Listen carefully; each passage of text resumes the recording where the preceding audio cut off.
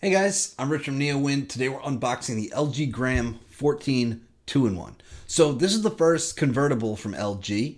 It was announced at CES alongside of the LG Gram 17, which is also their first 17-inch laptop. So all the Grams that we've seen so far are clamshells. That's it. They've some of them have had touch. I think some of them have not. The one that I had last year definitely had touch, and that was the 15.6-inch model. The claim to fame on these devices is that they're light. They are incredibly light, wildly light. Like it feels like a dummy laptop that doesn't have a battery in it. When I reviewed the 15.6-inch model last year, I think I actually wrote that I think it just runs on magic. Like it doesn't even have a battery because oddly enough, it doesn't even seem to make any sacrifices. The keyboard still, it's not super shallow like a MacBook. The trackpad is still clickable. They support touch. All right, so let's get this open. As you can see, LG didn't exactly send this in packaging like most companies do. Most companies send a big brown box, and inside that brown box, you find the actual box for the device. So LG just packaged it up like this, which is fine by me, to be honest, because it makes my life easier in sending it back. Those big brown boxes that review units come in, I usually I have a big pile of them, and it's in my living room. My wife hates it. So one less box is okay by me. That means I can just, when I send this back, I can just tape it up and slap a label on it, which is completely okay by me. But I digress. Let's see what's in here. All right. Now, here is the Gram. So it's made out of nanocarbon magnesium, which makes it really light. So this comes in at 2.53 pounds. Oh, everything's falling apart. Oh, okay. 2.53 pounds. It's probably the lightest. I'm pretty sure it's the lightest 14-inch 2-in-1 that you're going to find, and it feels incredibly light. Okay, let's see what else is in the box.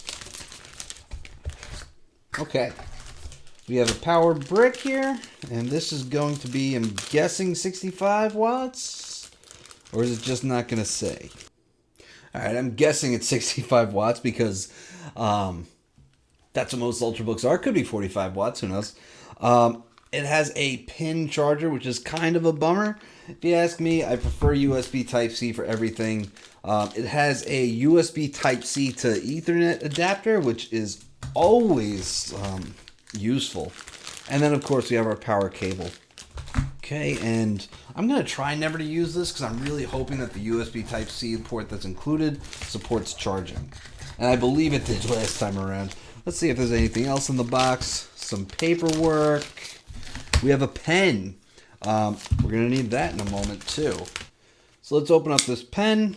I'm curious to see what we get here because this is obviously LG's first PC to come with a pen. None of the other ones had pen support because they were clamshells. Clamshells generally don't have pen support. Microsoft put it in the Surface laptop for some reason. But in general, it's not something you see because it's not a natural way to write. I like that Microsoft did it. I think it's nice to have if you really do need it. If you're signing a document, right? Rather than having someone email you a document, print it out, sign it, scan it, send it back, you can just sign it. And for something simple like that, it does kind of make sense to let you do it on a clamshell. So it is a 2-button pen. It does have a quadruple A battery, which also a bummer. I prefer a good rechargeable pen. There are many pens now that use USB Type-C to charge, and to me that's the way to do it because who wants to be out writing on their screen? They're not home. This is meant to be a portable device. Who wants to be out and have a battery run out on a pen? Your local pharmacy probably doesn't sell quadruple A batteries. Okay, so here you have it. Now we can open this up, and you can actually kind of see marked from where it was cleaned. Obviously, someone has reviewed this very unit before. All right, and a couple things to note. I really don't like the keyboard design, but just the design of the letters on the keys, that kind of blocky look, it gets to me.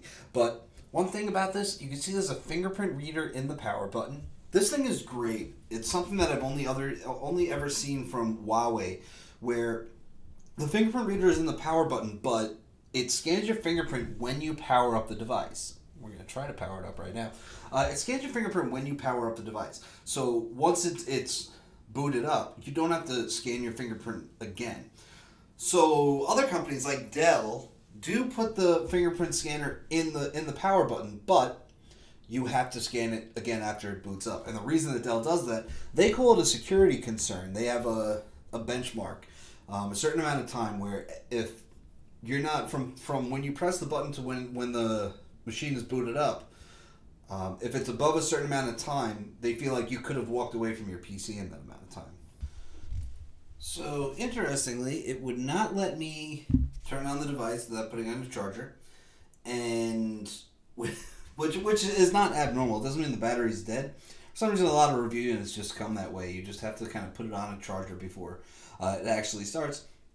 And I plugged it into USB Type-C. Bad news, although the charging indicator did light up briefly, it did not stay lit and it would not boot up. Once I put the pen charger in, it booted up right away. So that's kind of a bummer that I might have to end up actually using this charger regularly. A couple things that I'll note is that the screen feels pretty premium. Like, it actually feels like glass. I know that sounds strange, but the LG Gram that I reviewed last time, it did not. It almost felt like it felt really cheap, almost like plastic somehow. So, I mean, that might have been something to cut the weight down. And I'm really happy that this feels a lot better because it means it's going to be a lot more comfortable to write on. Okay, so this is pretty much done setting up. Now this is the only color it comes in, I believe. It's called dark silver, and unfortunately, the only display option is 1080p. LG, although the 17-inch model comes, I believe, QHD plus. All the other laptops are only 1080p. I'm guessing that's something to do with the battery and keeping this thing as light as possible.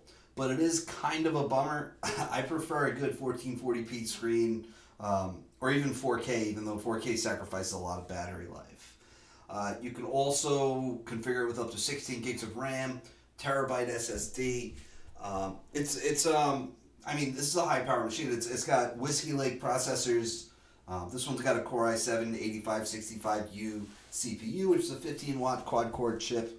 And it's basically what you'd expect from any convertible or any laptop. So you're really not sacrificing performance in the name of how light this thing is. So, okay, the battery was actually completely dead when I plugged this in. There's a feature called Reader Mode where there was a notification. I guess I'll have to find out more about that later. Photo Director for LGE. I'm guessing that's a built-in app since it has LG in it. Oh yeah, LG Reader Mode. There we go. So that's just to make reading easier. Let's see what kind of specs we got in here. I know we got 16 gigs of RAM. I know we got the Core i7. So yeah, 512 gigabyte SSD. So this is a full Ultrabook. Usually when you see things that are super thin and light, you make a lot of compromises. The keyboard is comfortable. I don't know exactly how big the key press is, but I want to say something like 1.2 millimeters. A lot better than what Apple sells. Power port over here, which is a bummer. USB Type A port. And this is USB 3.1. HDMI, USB Type C, which should be Thunderbolt 3. Actually, I take it back. It's not Thunderbolt 3. So over here, we have a micro SD card reader, another USB Type A port, 3.5 millimeter combo audio jack, power button. No volume rocker, which always kind of bums me out because I do appreciate a volume rocker on a convertible because you can use this thing as a tablet. So if you are using it as a tablet, you definitely might want to end up, controlling the volume with a physical switch. So we can see pen support. There's a bunch of LG apps over here. Okay, that was all there. All right, LG Control Center, that's where you're going to get all your driver updates. I really don't review a lot of LG laptops because LG doesn't make a lot of laptops. It's really just, last year I had the Gram 14, which was, the 15, and that was a great laptop. Now I have this one. This is only the second LG laptop that I've reviewed. So I'm gonna check out Power Director and Photo Director and see what kind of stuff I can do with that. Like Power Director seems like it's video editing software, so kind of curious to see what it can do. I mean, this is not a video editing machine, really. It's not a workstation. It's this is an Ultrabook convertible. So really, we're looking at stuff we can do with the pen and stuff like that. It's a convertible and it's really light. That's what you're going for here. So that's a look at the LG Gram 14 2-in-1. And there's a couple things I find really cool about LG's laptops. It all adds up to how light they are because they're incredibly light. I think the 15-inch clamshell that I reviewed was about 2.4 pounds. This is 2.53 pounds, but it's a convertible. So I say it's the lightest convertible because it's not the lightest 14-inch laptop that you'll see. I think Acer has the Swift 7 is insanely light, but that has a Y series processor. And that's a clamshell. Lenovo has a ThinkPad X1 Carbon, which is I think 2.4 pounds. And but that's also a clamshell. It's a wonderful PC, but it's a clamshell.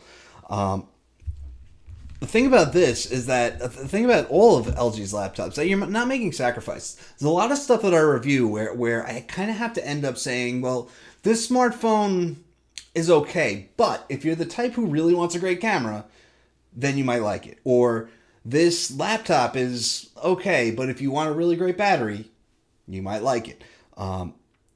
It's not a niche product. It's not where I have to find the use case of who might actually like it. This is on par with any Ultrabook or convertible out there. It's got the full keyboard. It's got the clickable trackpad, touch, pen support, the fingerprint sensor, and the power button. And I love the fingerprint sensor and the power button. I mentioned Dell's idea that it's a security concern. I don't agree with it. I love it because normally for Windows Hello, I like an IR camera because you're sitting in front of a laptop just like this, and it's only natural. You're sitting in front of it, it sees you, and boom, logs you in. Fingerprint sensor is usually a little bit more of a pain because it's more steps. You have to power it on, but this, now you're just powering it on, and it sees that you're the one that powered it on, so it logs you in. It makes sense. It's natural. So this has a 72 watt-hour battery. LG says it can last 21.5 hours on a charge. I'm not going to say I believe it. I don't believe any company's battery claims because they're mostly just false. Usually when a company says 21 and a half hours of battery life, that means more like 10. Most companies, they'll run video playback for 21 and a half hours, and honestly, that's just not real life. That's not how real people use their PCs, and that's why I don't run battery tests.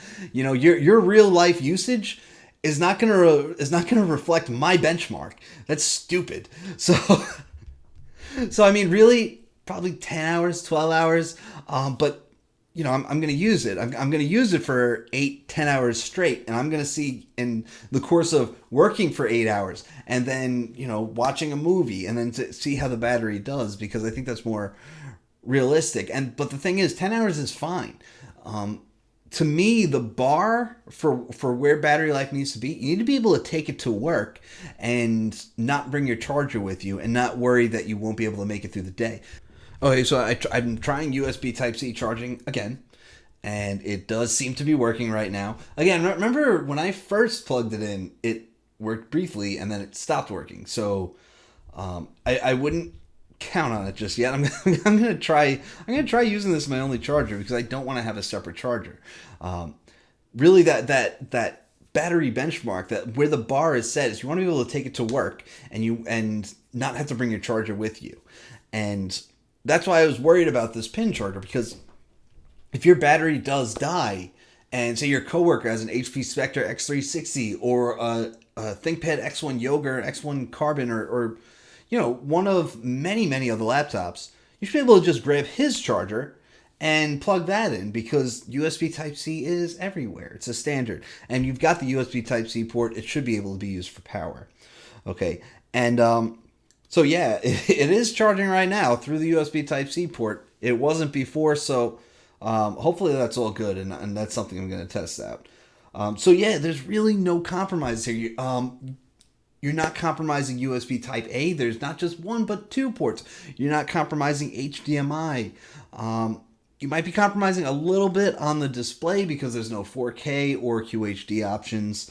But you're not compromising on the full 15-watt quad-core processor. Same thing that you'll find in any laptop or convertible. No dedicated graphics, but you won't find those in anything in this form factor or size or weight. So really, it's just a really light device, and LG does a great job of engineering these. So that's it. I'll have a review in about a month, so stay tuned for that. I'm Rich from NeoWin. Have a great night.